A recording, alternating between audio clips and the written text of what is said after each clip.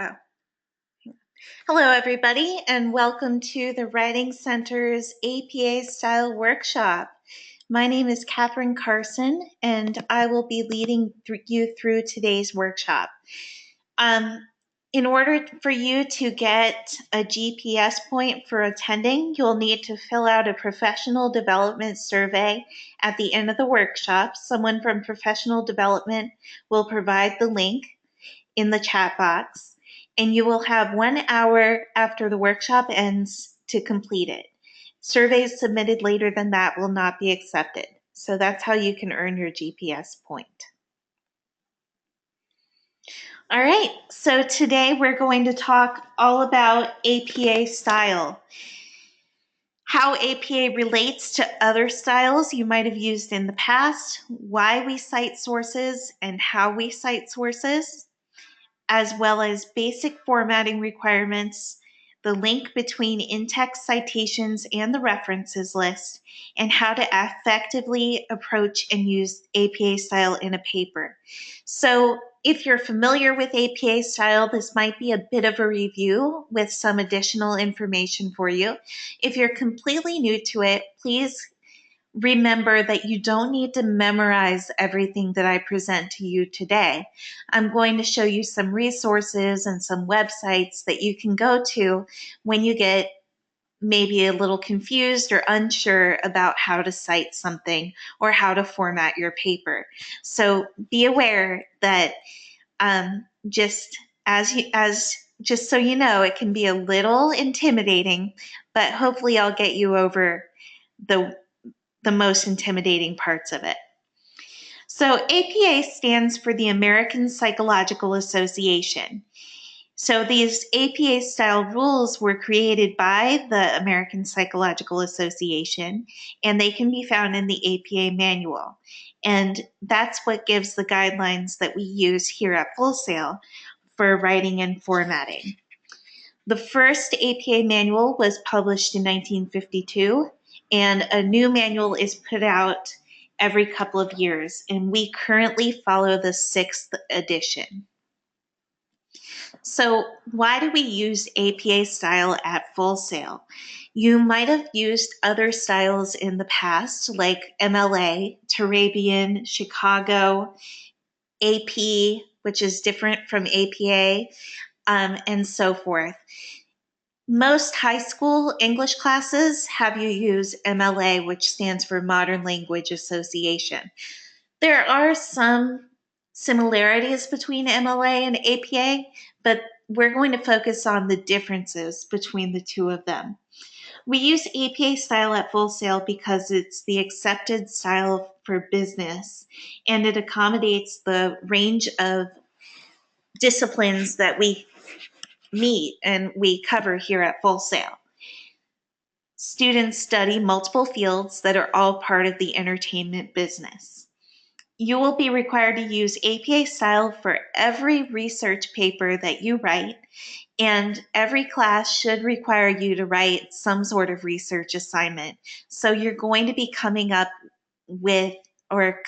to APA style requirements in almost every class. Because it's a school-wide approach to citation, it makes sense for us to cover it here and for you to learn it early on. So why do we cite sources? We do this so that we get credit for our own ideas and so that the authors whose work we might be referencing get credit for their ideas. So we're showing the difference between our own ideas and information that we received from outside sources. When a paper lacks citations, so when we don't have citations in a paper, readers assume that all of the ideas belong to the writer. And if the ideas in the paper actually belong to an outside source and they just haven't been properly cited, this may actually be considered plagiarism. And there are consequences for plagiarism here at Full Sail. So if you're concerned about plagiarism, reach out to your instructor and make sure you're following all of your instructor's guidelines for a given project. If you're concerned about figuring out the consequences for plagiarism, you might want to reach out to your advisor in addition to your instructor. When we cite sources, we also show that we have taken the time to study and understand the research and documentation process. This also allows us to support our own ideas. That's very important. We want our brilliant thoughts to come out on the paper, and we want to support them with ideas and studies and research from people who have already established themselves in our fields of study. This helps make our arguments more credible. So, at bottom line, any information that comes from outside sources must be cited. So this includes quotes, direct quotes, paraphrases, summaries, images, audio, video, game elements, computer software, and any other media. So let's get into what that means. First of all, a quote. You're probably pretty familiar with what a direct quote is. It's a word-for-word passage from an outside source. You must cite this, and I'll explain how in just a moment. A paraphrase is when you take something from a source and you put it in your own words. All paraphrases must be cited as well. I often see students not citing paraphrases, and that's an issue, so keep that in mind. Last, summaries occur when you take a lot of information from a source and you condense it, covering the main points in your own words. This differs from a paraphrase where you're just kind of rewording the material, making it easier to understand for the author. Summaries must be cited, just like paraphrases and quotes, although there's a slightly different way to cite each. What about audio, video, images, and other media? So these need to be cited as well, but there are actually two different ways to cite media. There's one citation style to use when you discuss it in a paper, and another citation style to use when you include media in a presentation. More about that in just a few minutes. So you might be wondering what does not need to be cited. You don't need to cite common knowledge. Now, what is common knowledge? Common knowledge is information that can be found in a variety of sources. We typically say at least 5 very credible sources. Some examples of common knowledge are writing is a process, or pollution is bad for the environment. If you read several articles, maybe you read 3 articles that say the same thing, and you memorize that thing, that is not considered common knowledge. You still need to cite that information. Other things that do not need to be cited include findings from any preliminary experimentation, which means experiments that you yourself perform, and any original audio, video, or images that you have created. Usually it's a good idea to explain that you did create them, just so that there's no question that you didn't cite something, but you do not typically need to cite something that you created yourself or research that you conducted yourself. Meaning going out and doing surveys, taking polls, performing experiments, things like that. All right, so now let's get down to the bare bones of APA style and talk about formatting requirements. This is the part that can get a little daunting, but I'm going to take you through it step by step. So there are 3 major elements to an APA style paper. There's the title page, in-text citations, and a reference list entry. So first, the title page. Now I'm going to show you a link to a video of what a title page should look like. Well, actually, let me take you here first. This is an example of a title page, and you can download this document from the Writing Center's website. So I will take you there right now. This is the Writing Center's site, which you can find by going to Connect and click and searching for Writing Center. If you go down to Downloads, and then click on APA Help, you'll see APA Visual Guide. That's what this is, and it can be really helpful for setting up your paper. I also recommend this video. Let me grab this video for you. APA format, there we go. I'm not going to show you this video right here, but I am going to provide the link to those who are in the session right now. Please do not go watch it right now, but copy the link and maybe watch it later. Okay, back to our presentation. So this is what an APA style title page looks like. I'm not going to walk you through the process of setting it up. I'll let you watch the video for that and look at that document that I showed you. But I am going to go over what's required to be on the title page. So we start with what's called a header. Every title page has a header. On the very first page, see on the flush left, upper left corner, it says running head. We want the words running head followed by a colon and then the title of your paper in all caps. The page number should appear flush right. You will have a different header on your title page than you do on the rest of your document.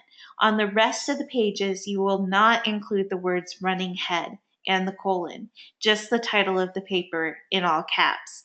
That can be a little complicated to set up, but I have a link for that, a video for that as well, which I'll grab in just a moment. Centered about halfway down the page, your title should appear on the first line. So you're writing the title again, but this time not in all caps. Next, your name, then the name of your school. Now, you may or may not be required to include what's called an abstract. And an abstract is basically a summary of a longer paper, like a thesis paper. It should immediately follow the title page if one is required to be included. If you included abstract, it should be double-spaced. It should include the page header with just the title in all caps. Notice how it does not say running head anymore, and the page number in the upper right corner. The word abstract should be centered. No bold, no italics, no underlining, no quotation marks, just the word abstract. And it should be from 150 to 250 words long. You can include keywords in your abstract by writing the word keywords in italics, followed by a colon, and the words that people might be able to use when they're searching for work about the same topic that you wrote about.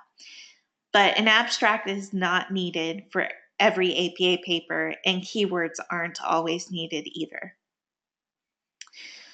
So every APA paper that includes research, secondary research, which means you're looking up research conducted by other people, includes in-text citations and a references list. You can think of this as going together like milk and cookies. So in-text citations are used in the body of the document. So that specifies which source a particular piece of information, like a quote, paraphrase, or summary, is from. And that goes in each paragraph as you're writing. As a source comes up, you include an in-text citation. The reference list appears at the end of the document and gives detailed publication information about each source cited within the document, so the two match up. If we didn't have in-text citations, we wouldn't be able to identify which ideas in a paper came from an outside source and which ideas come from the author. Likewise, if we didn't have a references list, we wouldn't be able to find the references themselves that are used throughout the paper. So say you cite a study and I want to go read that study myself. Well, I would be able to do that given the reference that you give at the end of the paper. So I'm going to be going through a lot of specific information in the next few slides. Keep in mind that I'll be giving you resources so that you can reference this material on your own as well when you need it. So in-text citations are first. The format for an index citation depends on whether you are using a direct quote, citing a direct quote, a summary, or a paraphrase. So here's our first example. According to Chapman, 2012, when you quote a source, you use a word-for-word passage from that source in your paper, para 4. So here we've used the author's last name in the sentence after according to. This is called a signal phrase. We've put the date in parentheses immediately after the author's name and the page number in parentheses at the end of the sentence. In this case, we don't actually have a page number, so we number the paragraphs and use a paragraph number instead. The next one, when you quote a source, you use a word-for-word passage from that source in your paper. Chapman 2012, para 4, does not have a signal phrase. Instead, we put the author's last name, the year of publication, and the page or paragraph number at the end of the quote in parentheses. This is more common than using a signal phrase, but both are correct. Either format is acceptable. Now, there is a difference between citing a quote that is under 40 words long and citing a quote that is more than 40 words long. So here's one that is under 40 words. It's the same quote we just looked at. Notice how there are quotation marks surrounding the quote. The author's last name, the year of publication, and page or paragraph number are all included, and the period appears at the very end of the citation. Now, the rules change a little bit when we quote something that is over 40 words long, like this. Notice how here we use a signal phrase, Chapman 2012 states, with the colon. We do not need quotation marks for a long quote like this, but the quote is indented, and it's block indented, meaning every line of the quote is indented half an inch. The period here appears at the end of the sentence rather than after the citation, but you still need to include the citation at the end, or at least whatever information you haven't already included. So we've already included the author's last name and the year of publication in the signal phrase, so all that's left to include at the end of the quote is the paragraph or page number. And for a quote over 40 words long, the period goes before the in-text citation. But usually, for a quote that's under 40 words, and most quotes are, the period is going to follow the in-text citation. And I haven't done this here, but if you omit words, so if you leave words, phrases, or sentences out, you aren't allowed to change the meaning, the overall meaning of the quote. And you would use ellipses to show that you did leave something out. Now let's look at paraphrases and summaries.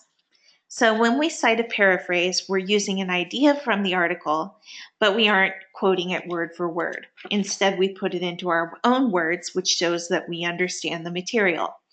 We still need to include the author's last name and the year of publication. However, it's not necessary to include the page or paragraph number. It's not necessarily incorrect. Some teachers might take off for it, some might not. but you do not need to include the page or paragraph number after a paraphrase or a summary. Sometimes we encounter tricky sources that do not include all the information we need. So, what do you do if there is no author? Well, you give the title of the article or the book in quotation marks.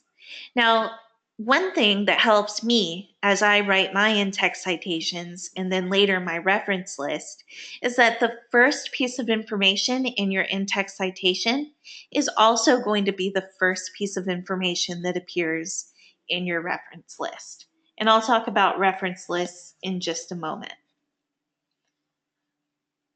If there is no specific author listed, but the information comes from an organization or company's document or website, like the Food and Drug Administration or an earnings report from AT&T, use the organization or name of the company instead of the author's name, like I did here, Food and Drug Administration, 2012. And if there's no date, in parentheses, you include N.D. N period, D period. And that's going to show us that there's no date. We didn't forget to include the date, but there wasn't one. And if there is no page number, we need to number the paragraphs and include para, period, and then the page. And then the number for the paragraph. All right. Now, the third major element of an APA style paper is the reference list. So let's look at formatting first. Every title page needs a header. So the header should look like the rest of the headers in the paper, with the title of your paper in all caps flush left and the page number flush right. References, the word references, should be centered at the top of the page, and it should not be in bold, italics, or underlined, just as plain says references starting with a capital letter. Sources need to be listed alphabetically by the author's last name. Now, again, if you don't have an author and you're using an organization like this one, American Psychological Association, then that's the first piece of information in your citation. So it needs to be listed alphabetically according to that piece of information. If an author has more than one work, organize, after you've alphabetized, organize the work by that author by the date of publication, which is your second piece of information. The reference list should be double spaced with no extra spaces between sources. Every line, let me go back, after the first line of an entry should be indented. This is called a hanging indentation. Electronic sources should include clickable URLs. So in order to do this in a Word document, you would hold down Command and press K, and that would allow you to add a link or turn off a link. This way, the person reading your paper, especially if it's not printed out, if it's on the computer, can just click the link and be taken right to your source. So now a closer look at reference list entries. The first step is to decide what type of source you have. Is it a book, a magazine, a newspaper article, a journal, a website, an interview, a YouTube video, or what? What is it? So there are different rules, of course, for citing different types of sources. So no matter what, each entry should contain the author's name, if you know it, or the organization, the title of the work, and publication information, but that's going to vary depending on the source. And one thing I want to point out here in this example, Chapman N. 2012, August 20th, Focus on APA, what needs to be cited. Notice how it says weblog in brackets. that stands for blog.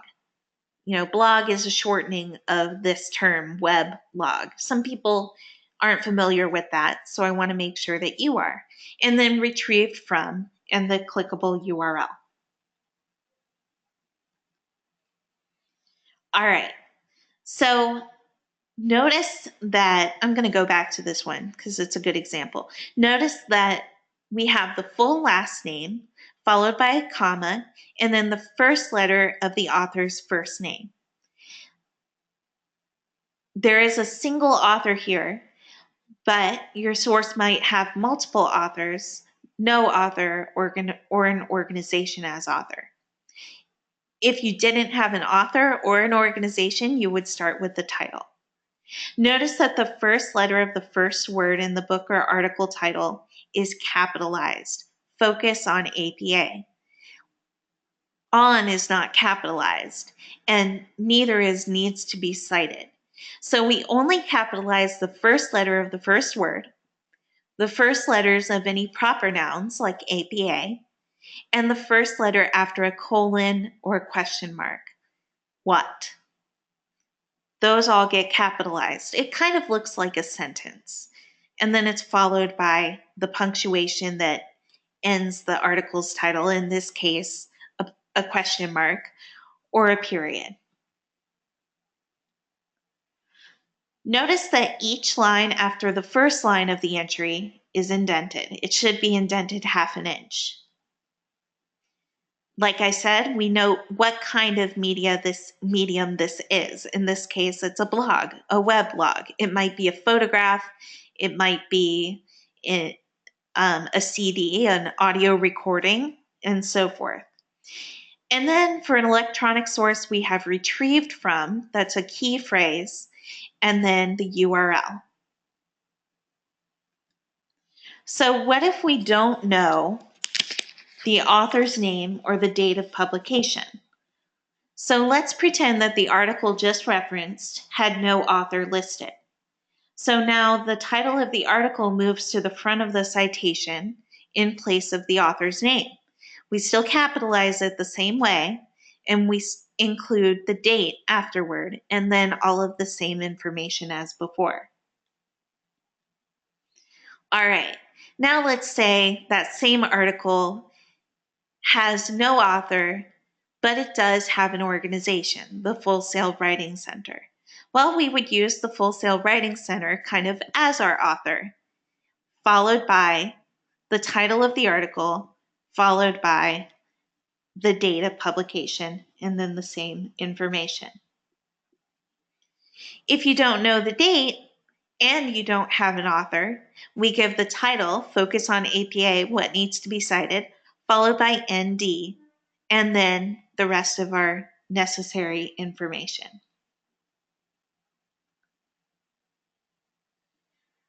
All right, citing media in a paper. Let's say you're taking a photography class and the instructor asks you to find a photo online and discuss its composition. You aren't including the image, you aren't copying and pasting the image into your paper, but you're referring to it. How do you cite it?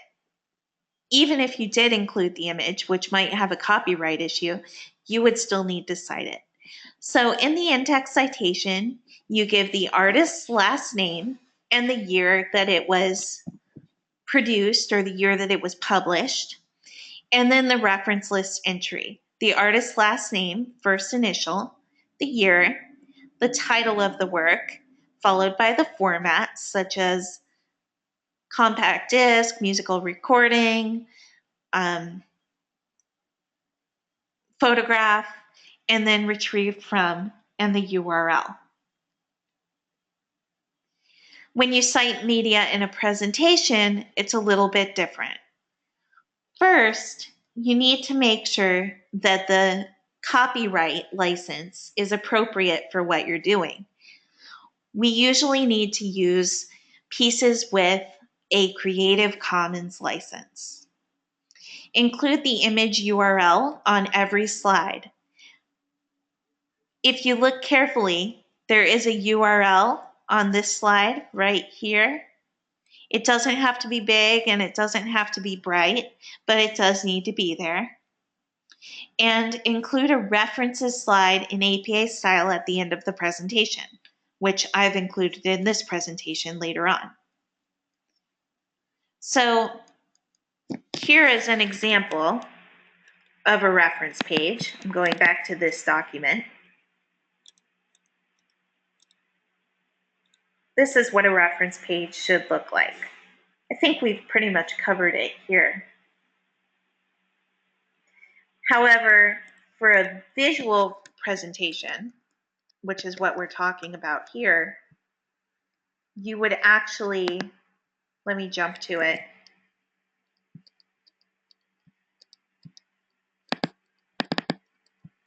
You would do this. So notice that I have first a title, or this is not a title, this is a name or a handle of the person who created the image, and it starts with a number, so it goes before A, then B, and some of them are capitalized and some of them are not. That's because the name wasn't capitalized. So I don't have the authority to go in and capitalize someone's name if it wasn't originally capitalized. If I have an actual, person's name, that's great. Burma, D, excellent. But sometimes all we have is the way the person represented themselves online. So we need to keep that in mind. And so we just included a references slide. All right, so back to finding images. Sorry, I'm all over the place. I hit the wrong button. All right, so when you find images, there are a couple of different sites that I recommend. All right, so the first one is Morguefile, and that's a pretty cool site. Morguefile only uses high resolution, high quality images. And you can search by clicking free photos. And then every time you click on a photo, just double check the license and make sure it has a Creative Commons license. There's also Compfight, which is a search engine for Flickr.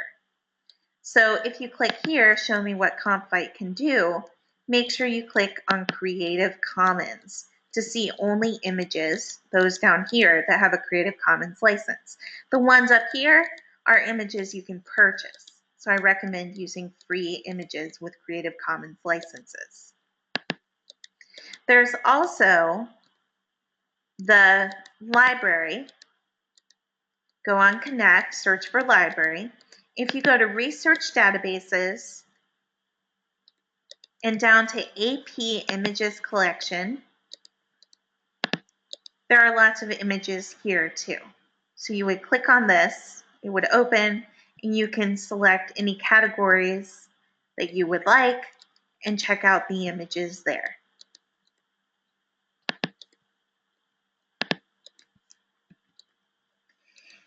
Now for some APA tips, as if I haven't given you enough APA tips already. You're probably a little overwhelmed, and that is okay. It may seem like a lot to remember, but you don't have to remember everything. You just have to know where to look to find the best information.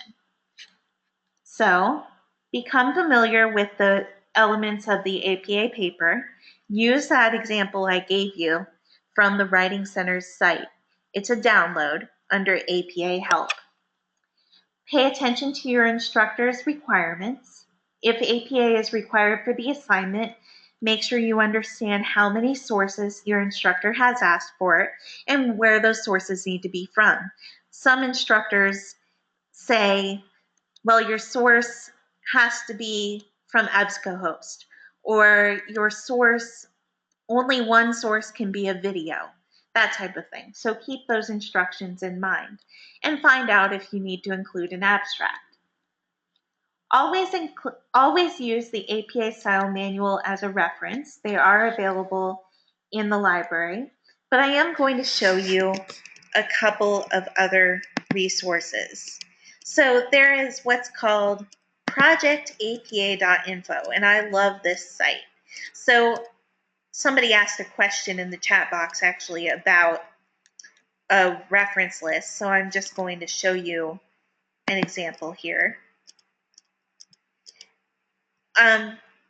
This site was created by Full Sail instructors for Full Sail students, and it's pretty selective in the examples it uses.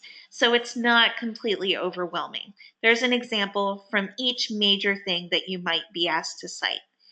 Notice, so somebody asked, do you need to indent after every source in your references list? You need to indent if there's more than one line.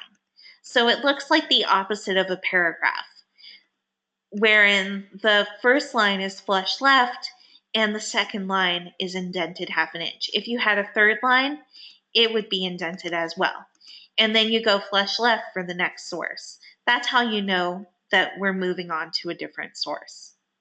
Another great resource to use is the Purdue OWL. Just search for APA, and you can find all sorts of information, more detailed examples than on projectapa.info. But if you're not finding something that you need on projectapa.info, try the Purdue OWL. That stands for Online Writing Lab. And I'll give you the link right here. I'll also give you the link to good old projectapa.info. All right, so going back to our presentation one last time. Check to see that the formatting in text citations and reference list entries match all of the examples that you've found on your own or in this presentation. And after you've created the entries, go back and double check them. When in doubt about a documentation issue, ask your course director or your instructor, and you can make appointments with the Writing Center, of course. The Writing Center also offers hours in the library twice a week. Just check the Writing Center's page on Connect, and those are walk-in hours if you have a quick question. If you don't know how to make a Writing Center appointment, I can show you that right here as well.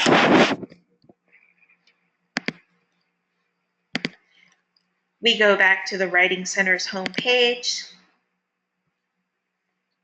scroll down to appointment request form, and click on that.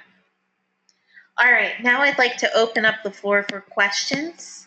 You can either type a question in the chat box, or you can click the hand to raise your hand.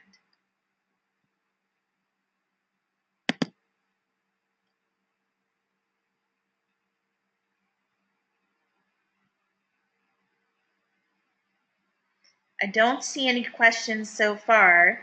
If you're shy, you can wait until I stop recording and ask your question then. That's perfectly fine. I don't see that a person from professional development has come in with our link yet. Here we go.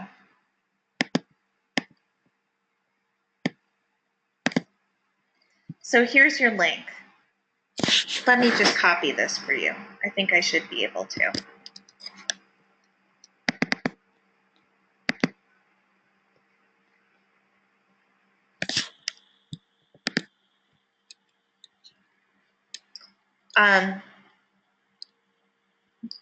Sorry guys, I'm having a little trouble with this. You might want to just go to orgsync.com/50444 forms 72358. I'll leave this up and you can go there within the next hour. I'm not going to stay here a whole hour, but go ahead and type this into your browser and see if you can complete the survey. Once you've done that, you are free to go.